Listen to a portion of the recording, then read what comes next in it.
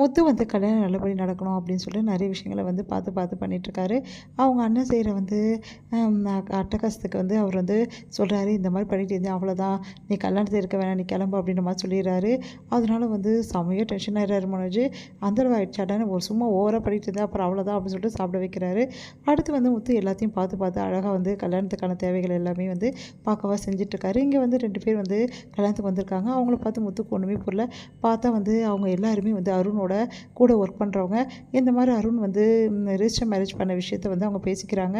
அதை பார்த்து அதிர்ச்சி அடைகிற முத்து, அப்போது அருணுக்கு ஆல்ரெடி கல்யாணம் ஆகிடுச்சா? அப்போது வேணும் தான் எங்கள் வீட்டு பொண்ணை ஏமாற்ற பார்க்குறான், அவன் சும்மாவே விடக்கூடாதுன்னு சொல்லிட்டு மேடையில் வந்து தாலி கட்டுறதுக்காக ரெடியாக இருக்க அருணை வந்து அப்படியே தர தரன்னு இழுத்துன்னு வராரு. இவனுக்கு ஆல்ரெடி கல்யாணம் ஆகிடுச்சு, எடுத்த நம்ம பொண்ணை ஏமாற்றி கல்யாணம் பண்ண பார்க்குறான், இதுதான் உண்மை, அவங்களோட கூட வேலை செய்கிறவங்களே சொல்கிறாங்க அப்படின்னோடனே அருண் வந்து கிட்ட கேட்குறாங்க எல்லோரும், என்னப்பா நடந்தது அப்படின்னு சொல்லி சொன்னோன்னே, இங்கே பாருங்கள், எனக்கு கல்யாணம் ஆனது உண்மை தான், இது எனக்கு ஃபஸ்ட்டு கல்யாணம் கிடையாது, 2வது கல்யாணம் தான். என்னோடய மனைவி யாருன்னா அது வந்து சீதா தான், சீதாவை தான் நான் முதலையே கல்யாணம் பண்ணிட்டேன் அப்படின்னு அதிர்ச்சி அடைகிறாங்க எல்லாரும். உடனே வந்து என்னப்பா சொல்கிறேன் அப்படின்னு, எனக்கும் சீதாக்கும் ரிஜிஸ்டர் மேரேஜ் நடந்தது, இது உண்மை அப்படின்னோடனே, அதெல்லாம் ஒன்றும் கிடையாது, இவன் போய் சொல்கிறான் அப்படின்ற மாதிரி வந்து முத்து சொல்கிறாரு. இது நான் அப்போது நான் சொல்கிறது உண்மை இல்லைன்றீங்களா, அப்போ உங்கள் பொண்டாட்டியை கேட்டு பாருங்கள் அப்படின்னோடனே அதிர்ச்சி அடைகிறார் முத்து. என்ன சொல்கிறான் இவன் அப்படின்னு சொல்லிட்டு, மீனா என்ன மீனா இது அப்படின்னோடனே, மீனா அமைதியாக இருக்கும். சொல்லு மீனா, இப்போ இங்கே என்ன நடக்குது, எனக்கு தெரியாமல் என்ன விஷயம் நடக்குது, இப்போ சொல்ல போறியா அப்படின்னா, ஆமாங்க, வந்து அருணுக்கும் சீதாவுக்கும் கல்யாணம் ஆயிடுச்சுங்க, அது வந்து நானும் அந்த கல்யாணத்தில் இவங்க தான் அந்த கல்யாணத்தை நடத்தி வச்சாங்க அப்படின்னோடனே அப்படியே மீனை பார்க்குறாங்க.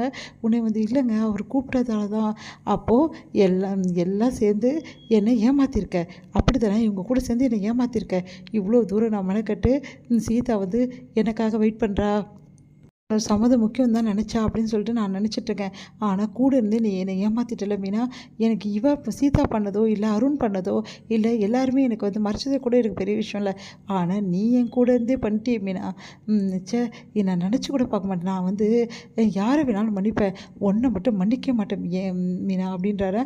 மீனா வந்து எங்க ப்ளீஸுங்க, தயவுசெய்து வந்து என்னை மன்னிச்சிடுங்க, நான் வேணும்னு செய்யலைங்க, ஏதோ ஒரு அவங்க ஒன்றா சேர்ந்து அப்படி பண்ணிட்டேங்க, சாரிங்க அப்படின்றாங்க.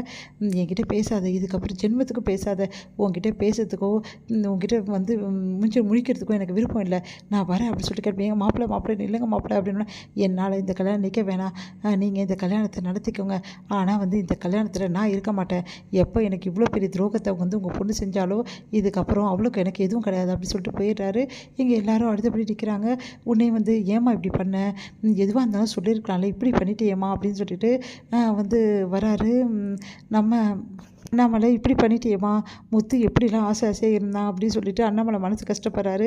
சரி, நீங்கள் ஆக வேண்டிய வேலையை பாருங்கள், ஐயா அது வந்து மாப்பிள்ளை கோச்சினார், சரிம்மா வீடு ஆல்ரெடி உங்களுக்கு கல்யாணம் ஆகிடுச்சு, இந்த வாட்டி உங்களோட கல்யாணம் பண்ண போகிறீங்க, கல்யாணம் இதெல்லாம் நிற்க வேணாம், கல்யாணத்தை நல்லபடி நடத்துங்க, எதுவாக இருந்தாலும் அப்புறம் பார்த்துக்கலாம் அப்படின்னு சொல்லிட்டு அண்ணாமலை சொல்கிறதால சரின்னு சொல்லிட்டு தாலி கட்ட வைக்கிறாங்க. இங்கே வந்து மீனா வந்து என்ன பண்ணுறது திரும்ப தவிக்கிறாங்க.